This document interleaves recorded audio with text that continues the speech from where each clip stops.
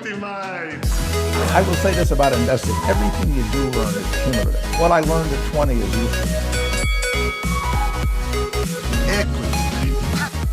Welcome to another episode of the Equity Mates Summer Series. Over 12 episodes, we're deep diving into some of the most exciting, interesting, and well-known companies from both here in Australia and over in the US. In some instances, we'll be hearing directly from the CEOs to give you first-hand insight into their companies. My name is Bryce, and as always, I'm joined by my equity buddy, Ren. How's it going? I'm very good, Bryce. Very excited for this episode. They say invest in what you know, and that's why you've chosen this company for us to look at today.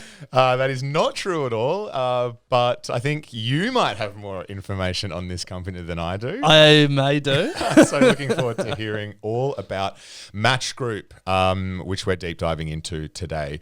The summer series is brought to you by Superhero. Superhero allow you to buy Aussie and US shares and ETFs with no monthly account fees, and you can now earn Qantas points with Superhero. Visit superhero.com.au/Qantas to learn more. Eligibility criteria, terms and conditions, and fees and charges apply. Ren, today we're deep diving, as we said, on Match Group. The ticker is MTCH, listed over on the Nasdaq. Yeah, so now you can buy it on Superhero because they let you buy US and Aussie shares. They do. And in today's episode, we're going to be covering what Match does, a bit about the industry that it's in, its financials, future prospects, and a few fun facts. It's going to be epic. It is. And this episode, like every Equity Mates Summer Series episode with Superhero, is going to be interactive and give you a chance to win $1,000 in your brokerage account. All you need to do is listen closely to this episode, head over to our socials and answer the question that will be there about this episode. We'll be picking one winner and giving them $1,000 to invest as they choose. The original thesis was The original concept was invest in the company that we spoke about, but we'll just give you guys the choice. But Match Group is on Superhero if you want to invest in it. That's it. So head across to our Instagram page at Equity Mates and find the corresponding post for this episode. Let us know in the comments your favorite fact about Match from this episode, and we'll choose someone to win $1,000 in a Superhero wallet. Pretty awesome. All right. 12,000 over this summer. All right. Well, that's the preamble. Let's get into it. Bryce, what if I told you that there was an ETF on love? Yeah, cool. Would you want to invest? An ETF on love. Do you think like Well, I believe love in has structural growth winds or tailwinds? Love can be monetized I think love can easily be monetized. Love In can be fact, monetized. it is Valentine's Day, weddings, engagements. It's all expensive. It is expensive, yeah. What they say, there's like 2 times where price goes out the window, like Weddings and babies. Babies, yeah. Yeah. And I feel like pets almost now as well. True. Anyway. So the reason I asked that is because if there was to be the closest proxy to an ETF on love, well, online love, is Match Group. Yes. That's how you got to think about this company, because it's got some big names that we're going to talk about. But basically, if you have ever online dated, if you've ever matched online with someone, with one key exception that we'll get to, but you were probably using a Match product. Yeah, they are one of the world's most popular. They house some of the world's most popular online dating products. So think of all the ones that you've used: Tinder, Hinge, Match. Well, Have you used all of them? I haven't used Match. I feel like anyone our age probably hasn't used Match. Why is that? Because it's a website like operator, not an app operator. You know, it's very old school. Gotcha. So we'll get into some of those platforms, but I think where this conversation starts is talking about the change in, I guess, the way the world looks at online dating. And because even when we were at uni, there was like a real stigma around online dating, and, you know, like people didn't think that relationships came out of Tinder or anything like that. And let alone, you know, wind the clock back another 10, 15 years when Match Group was founded in the mid-90s. So when Match.com was founded in the mid-90s, online dating was seen as weird. Like you were seen as someone who had like failed at real world dating if you had to use Match.com or any of those websites back in the day. It was like that that was last resort. Yeah, it's I like, can't pick up in oh, a you're club. online. Yeah. Okay. That's dangerous. But the stigma around online dating has completely changed. Data from like 2010 from the States, 5% of those married or in committed long-term relationships met their spouses online. And I would hazard a guess that that number has grown exponentially from there. Like it is really common these days. Some interesting data from this, again, only goes up to 2010 from the same survey. But basically, couples that met online was nothing until the 1990s because the internet didn't really exist. By 2010, it had gone from basically nothing to 20% for heterosexual couples and almost 70% for homosexual couples. Wow. So just like massive uptake in a very short period of time. The stigma was going away. And when you're looking at an industry that has tailwinds of massive uptake and, you know, breaking down the barriers or the stigmas around an industry, online dating and online love was one that had some big structural growth drivers for the last 20 or 30 years. Yeah. And Match is sitting pretty. Match right is sitting there. right in the middle of it. So let's get into the company because we've sort of danced around it, but this is a portfolio of some big names. That's it, Ren. As we said, Match Group is home to some of the world's most popular and well-known dating products. As we said, Tinder, Hinge. They don't have Bumble, which we'll get to in a sec. Yeah, we will get to that. But it started in Dallas, Texas. Ren, it was previously owned by IAC, who then decided to bundle several businesses together, creating Match Group. And they now have more than 45 dating apps, with Tinder being the most downloaded dating app around the world. 45. What did I say? No, you said 45. Yeah. I just want to stress 45. Yeah, 45. I didn't even know there were that many. And I want to stress 45 because I've designed a bit of a game for you in a second. Okay, I'm surprised. Yeah, sure. Let's do it. No, in a second. Because what were you surprised about? Well, it feels like there's, it feels like, you know, there's the big 3 or 4, and then there's obviously this huge tail of dating apps that are either really, really, really niche or just not, like, they don't have a huge audience. Yeah. Geography becomes important, and we'll get to that. But what we're thinking of in terms of Tinder, Hinge, Bumble not owned by Match, but Bumble being the other big one, very US, Australia centric. True. Yeah. So we'll get to that. But yeah, you're right. There are some really obscure ones, which is where my game comes in. Okay. But before then, I want to talk about the Bumble situation because the Bumble situation is a really important situation. So a lot of people know the founding story of Bumble. Whitney Wolfe Herd worked at Tinder. She was a VP at Tinder, left Tinder, and like there's a story there. Let's not get into it because otherwise I'll speak for 15 minutes. She left Tinder, she founded Bumble, and there's always been a level of competition there, obviously. But Match Group has tried to buy Bumble at least once, probably multiple times, and it didn't go well for Match Group. So in the middle of 2017, Match tried to acquire Bumble for $450 million.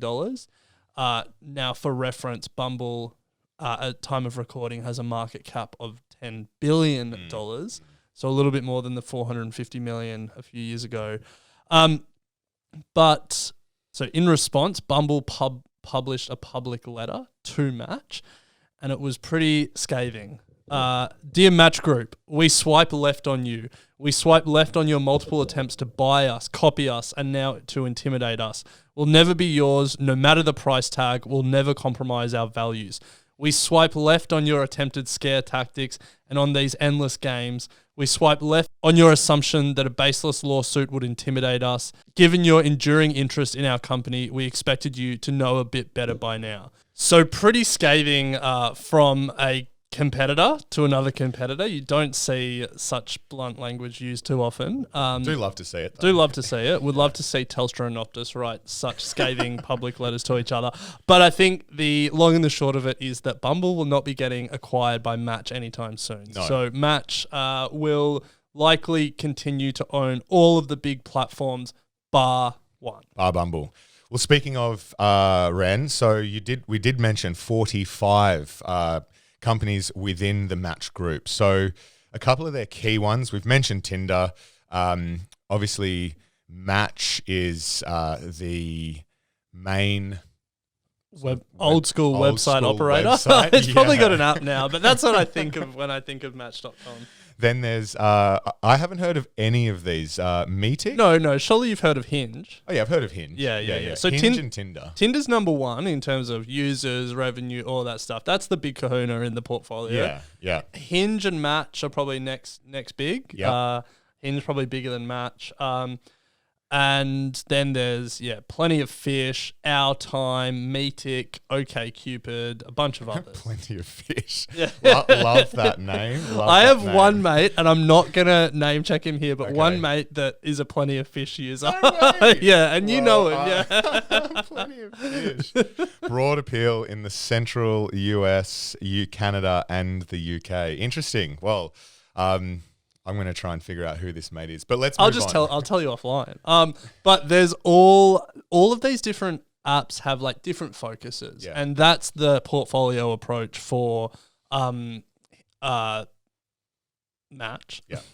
And that's the portfolio approach for Match. And for a lot of mainstream app operators who just are a Tinder, Hinge, Bumble, you know that Tinder and Hinge is targeting like slightly different people, I guess. Hinge's tagline is designed to be deleted. It's a lot more relationship focused. Tinder's not as relationship focused. And so basically that's Match's play to try and cover all the niches. To give you a sense of just how narrow these niches go, I've got a game. It's called Real or Fake. Okay. The real dating apps are all in Match's portfolio. The fake ones are obviously ones that I've made up. Okay. So I'm gonna give you the name, a sentence description. You mull it over and tell me if it's real or fake. Yeah? Yeah. All right, first one, Our Time, a dating app that is exclusively for people 50 or over. I think for 50 or over would exist, but I think you've made that up. No, it's real, and it's owned by Match. Ship, a dating app that lets your friends find matches on your behalf. Fake. It's real. It's owned by Match. It's Okay. your friends do the chatting and the swiping for you. Shit. On a similar vein, Approved, a dating app that lets your parents approve matches before you can chat. Real. Fake. Made that up.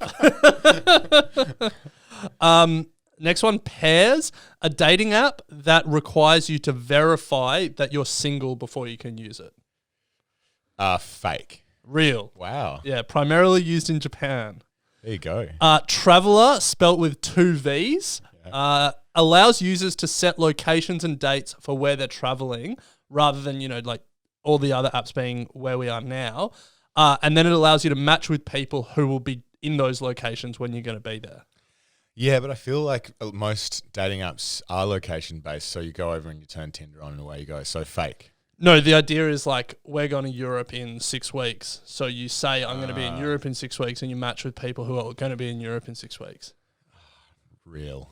It's fake, but it's a pretty good idea. So free license to anyone that wants to take that idea. Also, any heavily religious community that wants to take my parental approval dating app as well. Next one, Wild Things, a dating app for outdoorsy people that requires the first date be an outdoor activity, like hiking, camping, fishing, whatever. Fake, correct. And then last one, Par Perfido, allows you to search for people rather than that algorithmically based swiping. Real, yeah. So that gives you a sense of some of the different ones out there. huge tail, a lot of niche. Yeah, huge tail. Yeah. Then there's like really specific demographic ones. I think there's, specifically for like African American users. There's a Jewish one, but I don't think Match owns it. JDate. There's a whole bunch of like demographic niches as well. So that's the dating. That's Match. That's its portfolio approach. That's some of its big names. Let's take a step back and look at the industry more broadly. Yeah, well, you mentioned, Ren, the stigma around online dating is, it's getting better, and more people are turning to it as their first way, I guess, of trying to find dates. But the global dating app revenue was 1.69 billion in 2015, but it's grown to over 3 billion in 2020, and that growth is continuing. Projections of 5.7 billion by 2025. So pretty significant growth over the last sort of decade or so. Well, yeah, it almost doubled in 5 years, and they expect it to almost double again in the next 5 years. Yeah, that is off the back of app users growing pretty significantly as well. 185 million in 2015, and now there's 270 million. Probably a little bit more because that was a figure from 2020, but more and more people now starting to get online and use these apps. Oh, especially during COVID. Like, people couldn't go to bars or restaurants or anything. Yeah. True. So we've mentioned some of the major competitors in this space, Bumble, but there's another one, Badoo. I haven't heard of it. I'd never heard of it. Someone in our office had, but it's big. These are the second and third most downloaded apps behind Tinder. In May 2021, Tinder had 6.5 million monthly downloads compared to Badoo with 3.9 and Bumble with 1.7. So Tinder still has a pretty significant market share in terms of monthly downloads, and it makes a fair bit of cash. It does. So Tinder's monthly in-app revenue in May 2021 was a little over $65 million. Compared to Bumble, 20 million, and Badoo, which was actually seventh with 5.7 million. Yeah. And I guess the question is, how do they produce revenue? Two main things. Like every tech platform, they love a freemium model where the free users get ads. And for people who've used Tinder, you swipe, and then an ad comes up for, like a movie or whatever. And then the second one is the premium model. Now, when you're in your single days, were a Tinder premium operator. I can honestly say I've never used a dating app. Really? Yeah. Well, you didn't do any prep for this episode then. Yeah. Well, yeah. Anyway, continue on. So, the premium offering, it's like there's a whole bunch of things. I think the main thing is unlimited swiping. Whereas if you're a free user, they limit you after you've swiped a certain amount in a day. So that's the model, freemium model, advertising and paid subscription. And that's pretty universal. Like, all of the dating apps have slight variations on it, but really it's all much of a muchness. That's the business model, ads and paid users. Ren, you also mentioned that geography plays an important part here. Tinder's the most popular dating app in North America, but their major competitor, Badoo, is actually the front runner in South America and Europe. So something to consider when thinking about investing in these companies. However, the market share for Match as a total group is pretty significant. Home to, as we said, Tinder and a bunch of the other key players. If you look at the breakdown, they have a pretty significant share. Yeah, globally they have over 50% of the market share.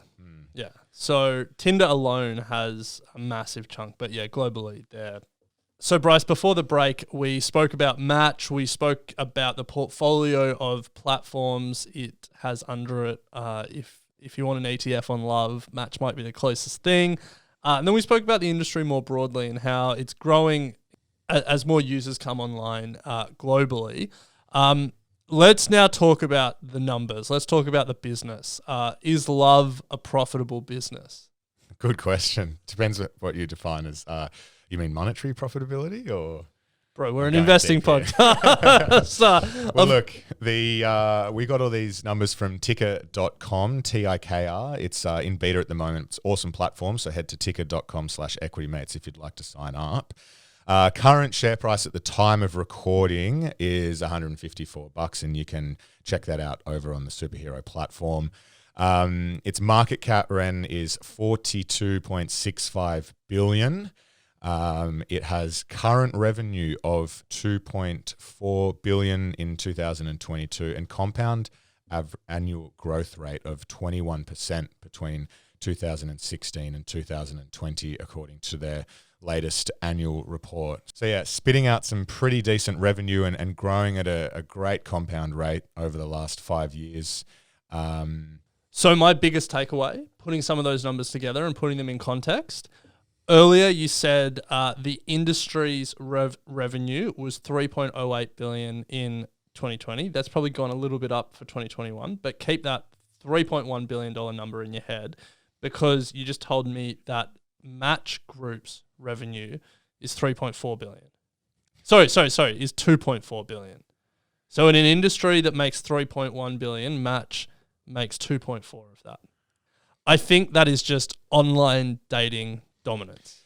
Yeah, well, as you said, if you want to get in the online love game, it feels like this is certainly a stock to consider. So then to answer your question, Ren, does love pay? It feels like it does. It does.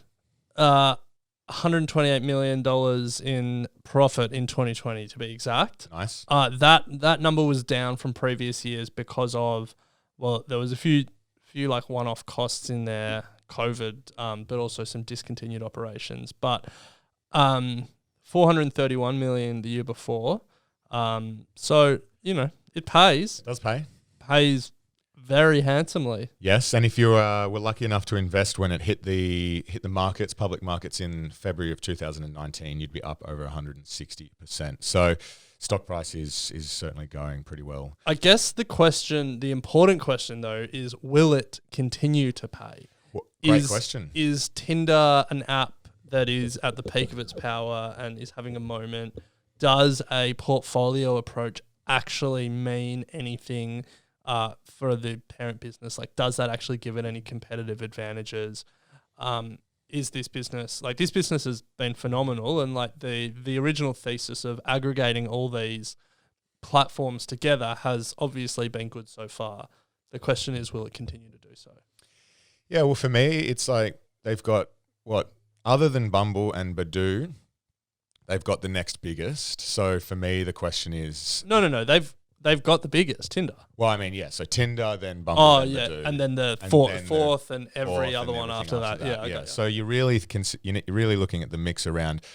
Is Bumble and Badoo likely to beat Tinder, but also how likely are new starters going to come into this space? Is it something that all of a sudden you're going to have another company start up similar to Bumble with a platform that captures the imagination of everyone out there who's still single and takes it to the number one spot? I don't know how likely that is, but if that doesn't happen, then the bull case for these companies, I think, still looks pretty rosy, because the search for love and the search for dating online, I think, will only continue. Yeah. So it's just going to be that tussle between Bumble and Tinder and Hinge, I think. Yeah.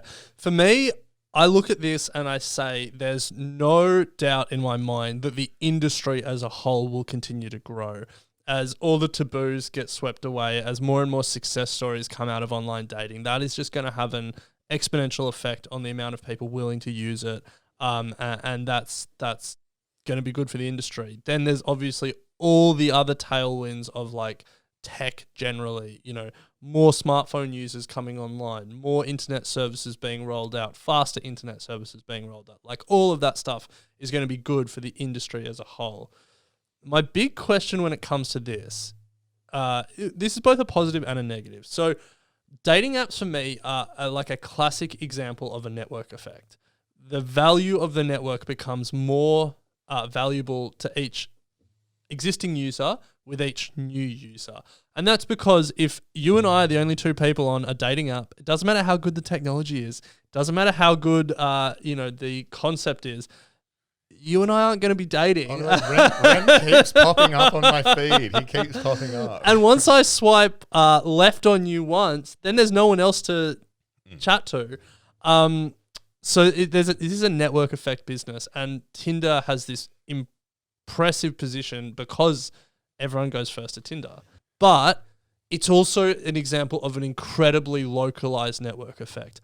I don't care if there's 350 million users of Tinder in the US if I'm the only user in my local area. And there, I think, lies the opportunity for competitors.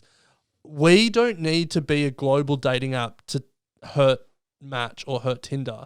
We just need to say we're going to be an Australian-focused dating app and just take all of Tinder's Australian users and make something that is specific for Australians and build a local network effect here.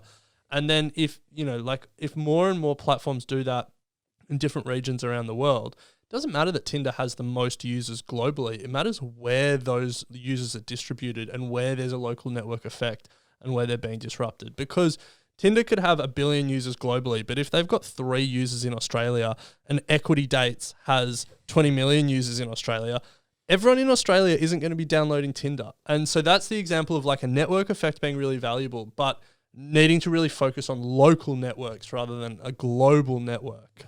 The thing that surprises me with this is that some of the biggest networks, social networks in the world, as far as I'm aware, could be completely wrong, aren't involved in this game. Yeah, it's good. Why it's a good isn't shout, Facebook getting involved? They have 3 billion people in their network. Yeah. They know how they interact. They know what they like.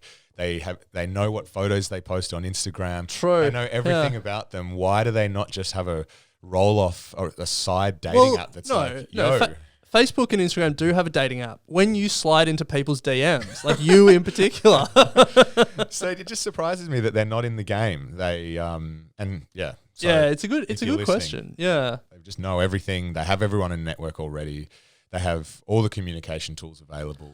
Yeah, and the thing is, when you sign up to these dating apps, often you will sign in with Facebook and then you will link your Instagram and stuff like that. So it's like, you know, they're pushing a heap of their data to these platforms. Yeah, it's nuts. Yeah.